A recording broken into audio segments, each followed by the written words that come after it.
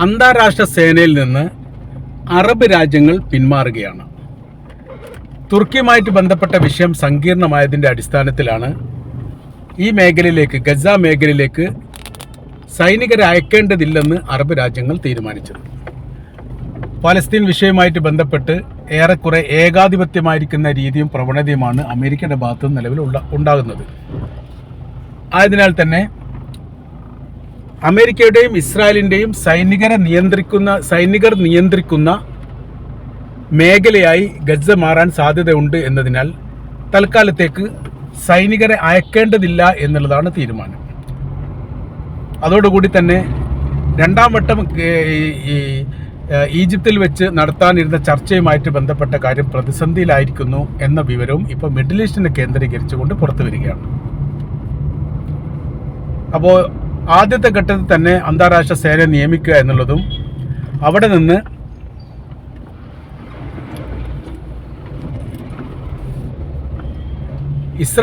Hamas സംഘത്തെ ഒഴിവാക്കുക എന്നുള്ളതുമായിരുന്നു തീരുമാനമാക്കി വച്ചിരുന്നത്. അതിലിപ്പോൾ ഇസ്രായേലിൻ്റെ പരാതി എന്ന് പറയുന്നത് ഹമാസ് സംഘം വലിയ രീതിയിൽ സൈനികമായിരിക്കുന്ന ശക്തിയും ബലവും നേടിക്കൊണ്ടിരിക്കുകയാണ്. പൂർണ്ണമായിട്ട് അവരെ ഇല്ലാതാക്കണമെങ്കിൽ വളരെ പെട്ടെന്ന് തന്നെ അന്താരാഷ്ട്ര സേന രംഗത്ത് വരേണ്ടതുണ്ട്. എന്നാൽ അതിൽ തുർക്കി ഉണ്ടാവാനും പാടില്ല.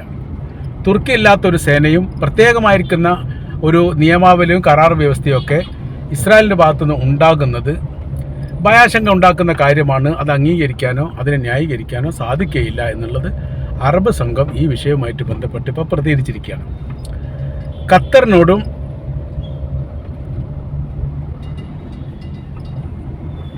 മറ്റ് രാജ്യങ്ങളോടും ഈ കാര്യം ഖത്തർ നേരിട്ട് പറഞ്ഞിട്ടുണ്ട് എന്നാണ് പറയുന്നത്. ഈജിപ്തുമായിട്ട് ബന്ധപ്പെട്ടാണ് അടുത്ത തവണ രണ്ടാം ഘട്ട മീറ്റിംഗ് കൂടാൻ വേണ്ടിയിട്ട് തീരുമാനിച്ചത്. ആ മീറ്റിങ്ങുമായിട്ട് ബന്ധപ്പെട്ട് വളരെ വിപുലമായിരിക്കുന്ന ചർച്ചാ കാര്യങ്ങളൊക്കെ അതിൻ്റെ ഏകദേശം ഇതിന് മുൻപ് തന്നെ നടന്നിട്ടുണ്ട്. അതിൽ പറഞ്ഞിരിക്കുന്ന കാര്യം ഇങ്ങനെയാണ്: രണ്ടാം ഘട്ട ചർച്ച എന്ന് പറയുന്നത് പൂർണ്ണമായിരിക്കുന്ന ഹമാസ് വിമുക്ത ഗസ സൃഷ്ടിക്കുക എന്നുള്ളതാണ്. അതിന് ഇവർ ഏറെക്കുറെ തയ്യാറുമാണ്. ഹമാസ് ഇപ്പോൾ പറഞ്ഞിരിക്കുന്ന കാര്യം ഗസക്കകത്ത് പുതിയൊരു സർക്കാരോ അല്ലെങ്കിൽ അന്താരാഷ്ട്ര നിയന്ത്രണത്തിലുള്ള ഒരു സംവിധാനമോ വരുന്നതിന് തങ്ങൾക്ക് എതിർപ്പില്ല. തങ്ങളത് സ്വാഗതം ചെയ്യുന്നു. പക്ഷേ ആ സേനാ വിഭാഗത്തിൽ ഗസക്കാർ, അതായത് സർക്കാർ തലത്തിൽ ഗസയെ നിയന്ത്രിക്കുന്നത് ഗസക്കാരായിരിക്കണം എന്നുള്ള തങ്ങളുടെ നിലപാട് തങ്ങൾ ആവർത്തിക്കുന്നു. മറ്റേതെങ്കിലും രാജ്യത്തിന് ഗസക്കാരെ നിയന്ത്രിക്കാനോ ആ വിഷയവുമായിട്ട് ബന്ധപ്പെട്ട് തീരുമാനമെടുക്കാനോ അധികാരമില്ല. ഹമാസ് മാറി നിൽക്കാൻ തയ്യാറാണ്. അപ്പോൾ അങ്ങനെ വരുന്ന സമയത്ത് ഇപ്പോൾ ഇസ്രായേലിനുള്ള ഇപ്പോഴത്തെ ആശങ്ക എന്ന് പറയുന്നത് വെടിനിർത്തലിന് ശേഷം വലിയ രീതിയിൽ സൈനിക ബലവും ശക്തിയും ഹമാസ് നേടിയെടുത്തിട്ടുണ്ട്. 20,000 മുതൽ 30,000-ഓളം പുതിയ സേനകളെ ഹമാസ് ഉണ്ടാക്കിയിട്ടുണ്ട് എന്നുള്ളതാണ് ചില മീഡിയകൾ ഈ വിഷയവുമായിട്ട് ബന്ധപ്പെട്ട് റിപ്പോർട്ട് ചെയ്യുന്നത്. അപ്പോൾ അങ്ങനെ നോക്കുന്ന സമയത്ത് പരമാവധി 55% എന്നൊക്കെ പറയുന്നുണ്ട്. ചില റിപ്പോർട്ടിനകത്ത് 45% പൂർണ്ണ നിയന്ത്രണം ഇപ്പോൾ ഹമാസിൻ്റെ കൈവശത്തിലാണ് എന്നും പറയുന്നു. അപ്പോൾ ആ നിയന്ത്രണത്തെ അതിജീവിക്കാൻ വേണ്ടിയിട്ട് ഇസ്രായേലിന് സാധിക്കുകയില്ല. അപ്പോൾ ഇവർക്ക് ഇപ്പോഴും, അതായത് ഇസ്രായേലിന് ഇപ്പോഴും ഹമാസിൻ്റെ ബങ്കറുകൾ കണ്ടെത്താനോ അവ നശിപ്പിക്കാനോ അവർ സൂക്ഷിക്കപ്പെട്ട ആയുധത്തെക്കുറിച്ച് എന്തെങ്കിലും പുതിയതായിരിക്കുന്ന വിവരങ്ങൾ ശേഖരിക്കാനോ സാധിച്ചിട്ടില്ല. അങ്ങനെ വരുന്ന സമയത്ത് ഹമാസിൻ്റെ സൈനികപരമായിരിക്കുന്ന ബലവും ശക്തിയും പ്രത്യേകമായിരിക്കുന്ന സ്ഥലങ്ങളിലെവിടെ ഒതുക്കി വെച്ചിരിക്കുന്നു എന്നാണ് ഇസ്രായേൽ അനുമാനിക്കുന്നത്. അഥവാ ഇവിടെ അന്താരാഷ്ട്ര സേനയ്ക്ക് പകരം ഗസയിലെ ഒരു പുതിയ സേന തന്നെയാണ് അധികാരത്തിൽ വരുന്നത് എങ്കിൽ പേര് ഹമാസ് എന്നുള്ളത് മാറ്റി പുതിയൊരു പേരിട്ടുകൊണ്ട് അവരെന്ത് ചെയ്യുന്നു? അവർ ഈ ആയുധ ശേഖരങ്ങളെല്ലാം നടത്തി വീണ്ടും ഇസ്രായേലുമായിട്ട് ഒരു യുദ്ധത്തിന് ഒരുക്കാൻ സാധ്യതയുണ്ട് എന്നുള്ളതാണ് ഇസ്രായേലിൻ്റെ വിലയിരുത്തൽ. അപ്പോൾ അതുകൊണ്ട് തന്നെ വളരെ പെട്ടെന്ന് അന്താരാഷ്ട്ര സേന നിയമിക്കണം. അതിന് അമേരിക്കയോ ഇസ്രായേലോ നേതൃത്വം നൽകണം. ആ നേതൃത്വത്തോടനുബന്ധിച്ചുള്ള നടപടിക്രമങ്ങൾ വിപുലമാക്കണം.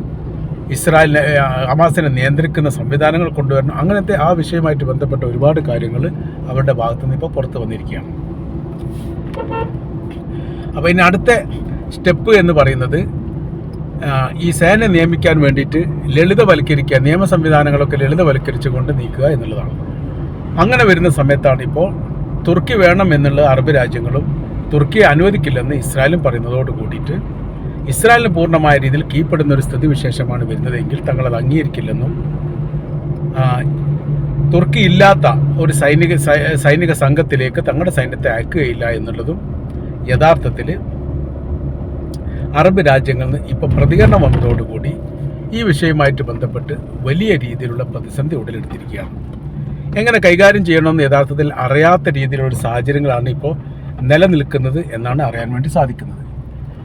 അപ്പോൾ ഇതിനെ അതിജീവിക്കാൻ വേണ്ടി ഇപ്പോൾ ഇസ്രായേലിനെ സംബന്ധിച്ചിടത്തോളം ഇസ്രായേൽ ഇപ്പോൾ ഈ അമേരിക്കയുടെ സഹായം തേടിയിരിക്കുന്നത് വളരെ പെട്ടെന്ന് തന്നെ ഹമാസ് ഇല്ലാത്തൊരു ഭരണ സംവിധാനത്തെ സൃഷ്ടിക്കണം. അങ്ങനെ വരുന്ന സമയത്ത് മാത്രമേ ഇതിന് ശാശ്വതമായിരിക്കുന്ന ഒരു പരിഹാരം ഉണ്ടാക്കാൻ വേണ്ടി സാധിക്കൂ. പക്ഷേ ഇസ്രായേൽ പറയുന്ന കാര്യം അത് അത്ര എളുപ്പത്തിൽ നടക്കുന്ന കാര്യങ്ങളൊന്നുമല്ല. 2 വർഷത്തിലധികം ശ്രമിച്ചിട്ടും ഇല്ലാതാക്കാൻ വേണ്ടിയിട്ട്, ഹമാസിനെ ഇല്ലാതാക്കാൻ വേണ്ടിയിട്ട് ശ്രമിച്ചു. പക്ഷേ ഇസ്രായേലിന് അത് സാധിച്ചിട്ടില്ല. ഇപ്പോൾ 3ാം ഘട്ടത്തിൽ വളരെ പെട്ടെന്ന് ഒഴിവാക്കണമെന്ന് പറഞ്ഞാൽ അതൊന്നും നടക്കുന്ന കാര്യമല്ല എന്നുള്ളതാണ് അമേരിക്കയുടെ അഭിപ്രായം. അപ്പോൾ നിലവിൽ ഇപ്പോഴത്തെ സാഹചര്യം എന്ന് പറഞ്ഞാൽ വീണ്ടും ഒരു ഇസ്രായേലുമായിട്ടൊരു യുദ്ധം ഉണ്ടാകാൻ വേണ്ടി എല്ലാ സംവിധാനങ്ങളും തങ്ങൾ ഒരുക്കിയിരിക്കുന്നു എന്ന് ഇറാൻ പറയുന്നത് യഥാർത്ഥത്തിൽ ഗസക്ക് ഹമാസിന് വീണ്ടും ആയുധ കാര്യങ്ങൾ നൽകിയിട്ടുണ്ട് എന്നതിൻ്റെ ഏറ്റവും വ്യക്തമായിരിക്കുന്ന തെളിവായിട്ട് ഇസ്രായേൽ അതിനെ മനസ്സിലാക്കുകയാണ്.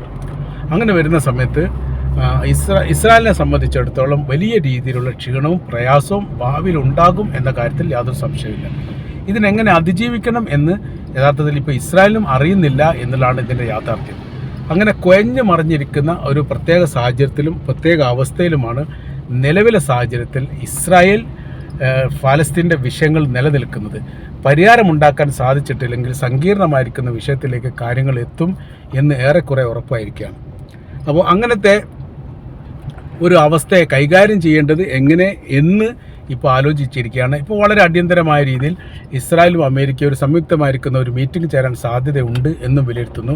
ഈ വിഷയവുമായിട്ട് ബന്ധപ്പെട്ട് ഏതെങ്കിലും തരത്തിൽ ഒരു ശാശ്വതമായിരിക്കുന്ന പരിഹാരം ഉണ്ടാക്കുകയാണ് ഉദ്ദേശം. അഥവാ അവർ പറയുന്നത് ഹമാസ് ഇല്ലാത്ത ഒരു ഭരണ സംവിധാനത്തെ വളരെ പെട്ടെന്ന് തന്നെ കൊണ്ടുവന്നിട്ടില്ലെങ്കിൽ ഗസയുടെ സർവ്വ മേഖലയിലും സർവാധിപത്യം ഹമാസിൻ്റെ കൈവശത്തിലേക്ക് വന്നു ചേരും. അത് ഭാവിയിൽ വലിയ രീതിയിലുള്ള സുരക്ഷാ പ്രശ്നങ്ങൾ ഉണ്ടാക്കും. മാത്രവുമല്ല അത് സാരമായ രീതിയിൽ ഇസ്രായേലിനെ ബാധിക്കുകയും ചെയ്യും. അവരുടെ കൈവശത്തിലുള്ള ആയുധങ്ങൾക്കോ അവരുടെ സൈനിക ബലത്തിനോ ശക്തിക്കോ ഇപ്പോഴും നിലവിൽ യാതൊരു കുറവുമില്ല. അത്ര തന്നെ ബലവും ശക്തിയും അവർക്കുണ്ട് എന്ന് മാത്രമല്ല ഇത് കൈകാര്യം ചെയ്യാൻ വേണ്ടി നേതൃത്വപരമായിരിക്കുന്ന പങ്കാളിത്തം അവർക്കുണ്ട്. പല രീതിയിലും രഹസ്യങ്ങൾ ചോർത്തിക്കൊണ്ട് ഹമാസിൻ്റെ നേതാക്കന്മാരെ വധിക്കാൻ വേണ്ടി ഇസ്രായേലിന് സാധിച്ചിട്ടുണ്ടെങ്കിലും യഥാർത്ഥത്തിൽ അവരിപ്പോഴും ശക്തരാണെന്നുള്ളതും അവരുടെ ശക്തി ക്ഷയിപ്പിക്കാൻ വേണ്ടി ഇസ്രായേലിന് സാധിച്ചിട്ടില്ല എന്നുള്ളതും അവർ തന്നെ സമ്മതിക്കുകയാണ്. അങ്ങനത്തെ ഒരു പ്രത്യേകമായിരിക്കുന്ന ഒരു സാഹചര്യത്തിലൂടെയാണ് യഥാർത്ഥത്തിൽ ഇസ്രായേലിൻ്റെ വിഷയങ്ങൾ കടന്നു പോകുന്നത് എന്നാണ് ഈ വിഷയമായിട്ട് ബന്ധപ്പെട്ട് നമുക്ക് മനസ്സിലാക്കാൻ വേണ്ടിയിട്ട് സാധിക്കുന്നത്.